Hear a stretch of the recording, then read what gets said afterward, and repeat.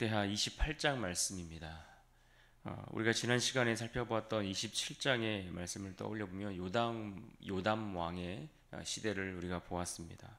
그는 하나님 앞에 견고하게 행했던, 그래서 점점 강화해졌던 그러한 왕이다라는 평가와 기록을 남겼습니다. 비록 교만하여 실패하고 넘어진 아버지 우시아의 밑에서 자랐지만, 그러나 그 우시아의 모습을 닮지 않고 반복하지 않고 오히려 조용하지만 그러나 신실하게 하나님 앞에 서 있었던 그러한 왕이었다라는 것을 우리가 보았습니다. 하지만 요담의 뒤를 이은 그의 아들 아하스, 오늘 본문에서 보실 이 아하스 왕은 어떨까요? 그는 아버지 요담과는 완전히 다른 길을 선택하여 그 길을 걸어갑니다. 요담이 하나님 앞에 길을 준비한 왕이었다면 아하스는 하나님을 버리고 인간의 길을 선택한 그러한 왕이었다라고 말할 수 있을 것입니다. 오늘 본문 28장 1절을 보시면 이렇게 말합니다. 아하스가 왕위에 오를 때의 나이가 20세라 예루살렘에서 16년 동안 다스렸으나 그의 조상 다윗과 같이 아니하여 여호와 보시기에 정직하게 행하지 아니하고. 한마디로 세대가 바뀌었지만 신앙이 제대로 이어지지 않았습니다. 신앙이 단절됐고 믿음의 세대가 이어지지 못했습니다.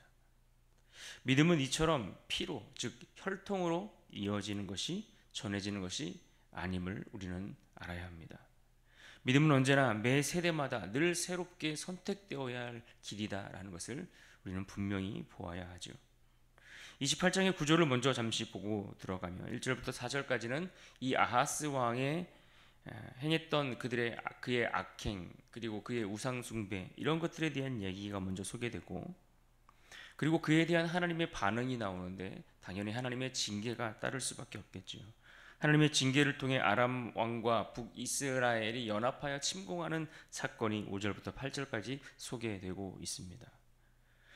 그런데 9절부터 15절까지는 그렇게 포로된 자들 가운데 특별히 하나님의 은혜를 통해 다시 돌아오게 되는 형제들에 대한 이야기가 15절까지 소개되고, 그 이후에는 또 다른 외세의 침입으로 인해 아하스가 더 깊은 타락의 길로 빠져드는 내용이 16절로 25절까지 이어집니다. 그리고 마지막 26절과 27절은 이 아하스 왕의 비참한 결말을 우리에게 소개해 주고 있습니다.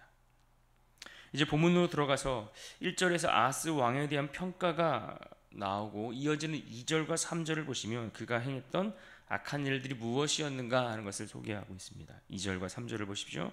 이스라엘 왕들의 길로 행하여 바알들의 우상을 부어 만들고 또 흰놈의 아들 골짜기에서 분향하고 여호와께서 이스라엘 자손 앞에서 쫓아내신 이방 사람들의 가증한 일을 본받아 그의 자녀들을 불살하고. 아하스는 지금 다윗의 신앙을 따르지 않았을 뿐만 아니라 적극적으로 악을 행하는 이방 사람들의 악한 일들에 앞장서서 따라갔다라고 소개하고 있습니다. 그래서 북이스라엘과 이방의 악한 관습, 그것을 따라갔다라고 소개하는데 특별히 자녀들을 불가운데로 지나 우상의 제물로 드리는 그러한 일들을 행했다라고 했습니다. 그런데 이러한 행위는 당시 몰렉이라는 우상 숭배와 같은 일들을 통해서 행해졌습니다. 하지만 모세 율법에는 이러한 악을 행하는 일들에 대해서 사형에 해당한다라고, 그것을 가증한 일이라고 레위기 20장에는 규정하고 있습니다. 한마디로 그는 지금 하나님의 언약 백성으로서 행할 수 있는 가장 심각한 배교 행위를 일삼았다라고 할 수 있는 것입니다. 그렇게 아하스는 아버지 요담의 겸손을 버리고 그의 할아버지 우시아가 무너진 교만보다 더 큰 타락의 길로 나아갔습니다. 하나님을 버린 사람은 결국 자신의 힘을 마치 신으로 삼는 것과 같습니다. 우상이라는 것은 나무나 금속을 이야기하는 것이 아니라 하나님보다 더 의지하는 마음, 하나님보다 더 신뢰하고 붙들고 있는 그 어떤 무엇을 우리는 다 우상이라고 말할 수 있습니다. 오늘 우리의 마음에도 그와 다르지 않은 우상이 존재하는 것은 아닙니까? 오늘날 우리가 이 땅을 살아가지만 이 땅에 현대판 몰렉이 존재하는 것을 우리는 알아야 합니다. 그것은 오늘날 성공이나 돈이나 자녀나 건강이나 쾌락이나 어떠한 형태이든 다양한 형태로 우리 안에 존재하고 있습니다. 그렇다면 우리는 지금 우리 마음 가운데 그러한 우상들을 붙들고 있는 것은 아닌지 오늘 우리의 모습을 돌아볼 수 있기를 바랍니다. 이제 그의 악행에 대한 그러한 아하스의 그 악을 행하는 그러한 일들에 대한 하나님의 반응이 나오는데 5절 이하에 보시면 그에 대한 하나님의 징계가 이어집니다. 5절을 보십시오. 그러므로 그의 하나님 여호와께서 그를 아람 왕의 손에 넘기심에 그들이 쳐서 심히 많은 무리를 사로잡아 다메섹으로 갔으며 또 이스라엘 왕의 손에 넘기심에 그가 쳐서 크게 사륙하였으니. 하나님은 지금 이 아하스의 불순종과 악행에 즉각적으로 징계를 내리셨습니다.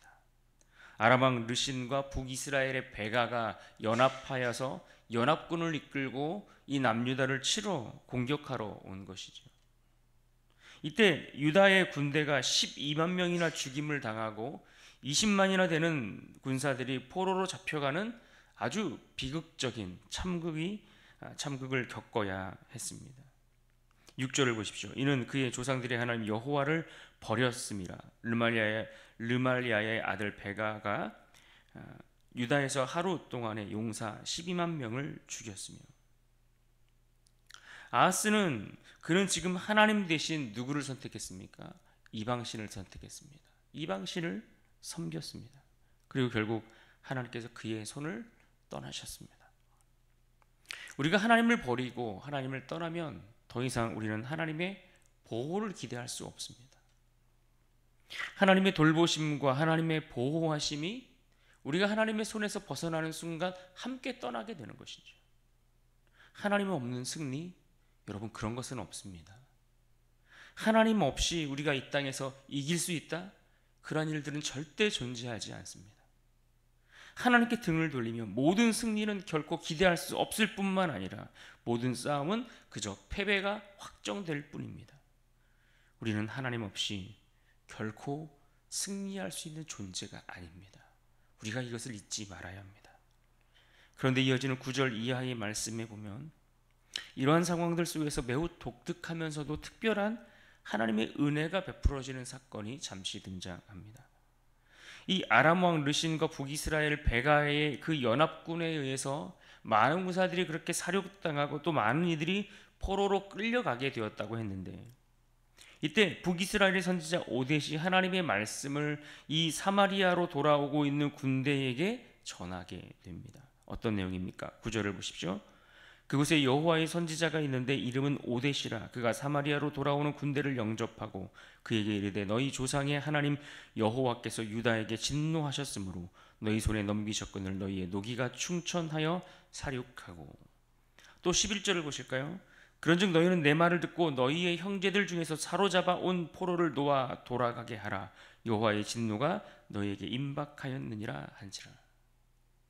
지금 이 오뎃이라는 선지자가 북이스라엘에 사로잡힌 그 포로된 남유다의 군사들, 이들을 끌고 돌아오는 길에 하나님이 남유다를 치셔서 그저 우리에게 넘겨주실 뿐인 것을 너희가 오히려 더 악을 행한다라고 책망하며 그들을 꾸짖는 것이죠.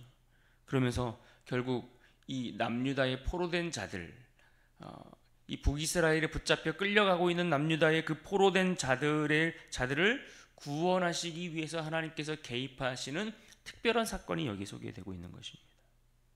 결국 이 오뎃의 이 책망을 들은 이스라엘의 지도자들이 어떻게 했습니까? 포로 잡힌 자들에게 옷을 입히고 먹을 것을 주어 먹게 하고 또 힘없는 자들에게는 나귀에 태워서 그렇게 그들을 돌려보냈다라고 말씀하고 있습니다. 15절을 보십시오.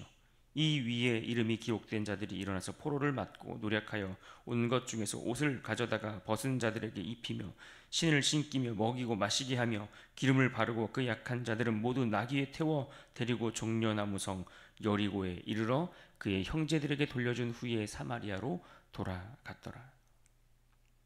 하나님 앞에 분명 악을 행하여 전쟁에서 패했고 그로 인해 포로로 끌려가고 있는 그들이었지만 그러나 그들을 건져주시는 하나님의 특별한 은혜와 은총을 볼 수 있습니다. 그러니까 28장에서 유일하게 하나님께서 특별한 회복의 은혜를 베푸시는 장면이죠. 이처럼 하나님은 심판 중에도 자비의 문을 열어두시는 것을 우리는 알 수 있습니다. 그러니까 어제 말씀드린 것처럼 남유다의 왕조가 이어지는 것 그 자체가 그들이 잘해서가 아니라 하나님의 신실하신 특별한 은혜와 은총의 결과라는 사실을 우리가 다시 볼 수 있는 것입니다. 하나님께서 언약의 그 신실하신 언약을 지키시기 위해서 행하시는 은혜와 은총으로 인해서 그들의 세대가 끊어지지 않고 그들의 왕조가 이어지고 있다는 것입니다. 그렇습니다. 심판 중에서도 하나님의 은혜는 멈추지 않습니다. 언제나 하나님의 징계는 그 징계 중에서도 우리가 돌이킬 수 있는 회개의 길을 분명하게 열어두십니다. 어둠 속에서도 하나님의 빛은 꺼지지 않기 때문이죠.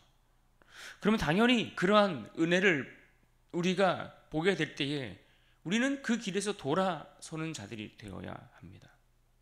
그런데 이러한 하나님의 은총에도 불구하고 아하스는 어떤 선택을 했을까요?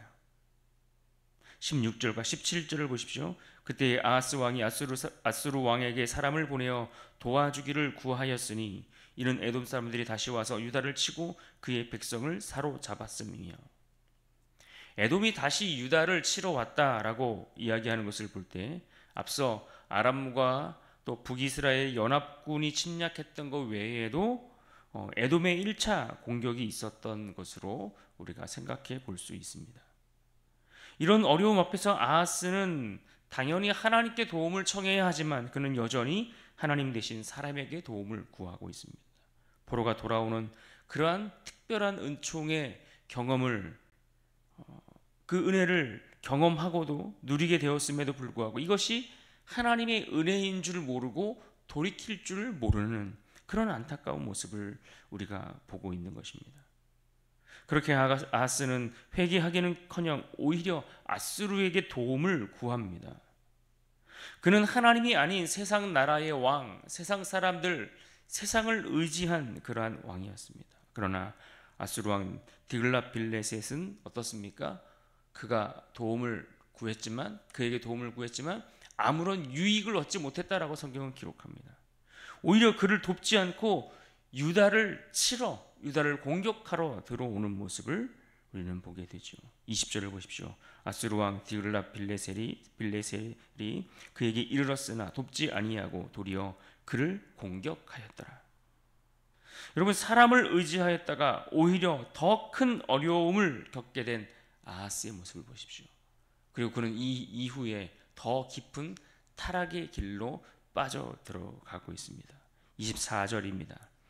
아하스가 하나님의 전의 기구들을 모아 하나님의 전의 기구들을 부수고 또 여호와의 전 문들을 닫고 예루살렘 구석마다 제단을 쌓고, 아하스의 아버지 요담은 성전의 문을 세우고 건축하여서 하나님 중심의 신앙과 예배를 회복하려고 애를 썼는데 그의 아들 아하스는 어떻게 하고 있습니까? 오히려 그 문을 닫아버린 그런 왕이 되고 말았습니다. 그는 성전의 예배를 중단시켰습니다. 자기 마음에 드는 신당들을 오히려 세웠습니다. 하나님 아닌 우상을 선택한 것이죠. 그리고 그는 결국 하나님과의 관계가 완전히 끊어져 버리는 안타까운 일을 겪게 되죠.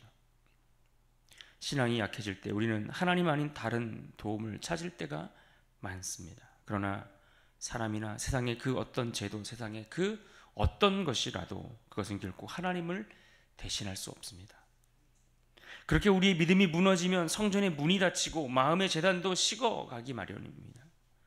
여러분의 중심, 그 마음의 성전, 그것은 어떠합니까? 우리의 성전의 문을 닫지 말고 힘들고 어려울수록 더욱 주의 성전을 향하여 나아갈 수 있는 은혜가 우리 가운데 있기를 간절히 바랍니다.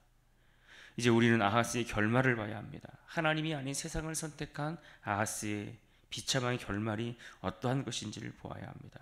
27절을 보십시오. 아하스가 그의 조상들과 함께 누움에 이스라엘 왕들의 묘실에 들이지 아니하고 예루살렘 성에 장사하였더라. 그의 아들 히스기야가 대신하여 왕이 되니라. 아하스는 하나님을 버렸고 결국 다윗의 후손임에도 다윗의 묘실에 묻히지 못한 왕이 되고 말았습니다. 그의 인생은 철저한 배교와 고립의 상징으로 끝을 맺고 말았습니다. 그런 의미에서 오늘 우리는 28장 24절의 말씀을 읽고 이것을 우리에게 거울로 삼아 오늘도 하나님 안에서 승리하는 하루를 살아갈 수 있기를 바랍니다. 24절 말씀 우리 같이 한 목소리로 읽습니다. 시작. 아하스가 하나님의 전의 기구들을 모아 하나님의 전의 기구들을 부수고 또 여호와의 전 문을 닫고 예루살렘 구석마다 제단을 쌓고. 여러분, 이 한 구절의 말씀은 아하스의 생애를 모두 요약해 주고 있습니다. 그는 성전의 문을 닫아버린 왕이었습니다. 하나님께로 향하는 문이 닫히면 그의 인생도 닫히고 나라의 문도 닫히고 말고 영적 생명도 끊어지게 되는 것입니다.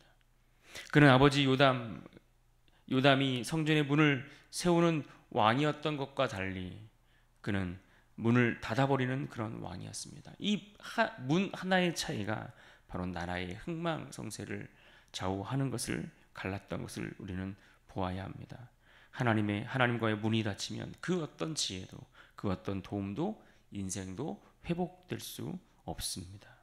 그러므로 우리는 돌이켜 믿음의 문을 여는 자들이 되어야 합니다. 기도의 문, 예배의 문, 회개의 문을 열어야 하나님의 일을 기대할 수 있습니다. 그러므로 오늘 이 하루를 살아갈 때 하나님 앞에 우리의 심령의 문을 열고 그 앞에 계신 주님께로 향할 수 있기를 바랍니다. 요담의 세대가 남긴 믿음의 유산을 잊고 아하스가 행했던 그런 어둠의 빛을 끊어버리고 우리의 세대가 다시 하나님께 향한 문을 여는 믿음의 세대로 살아갈 수 있기를 주님의 이름으로 축복합니다.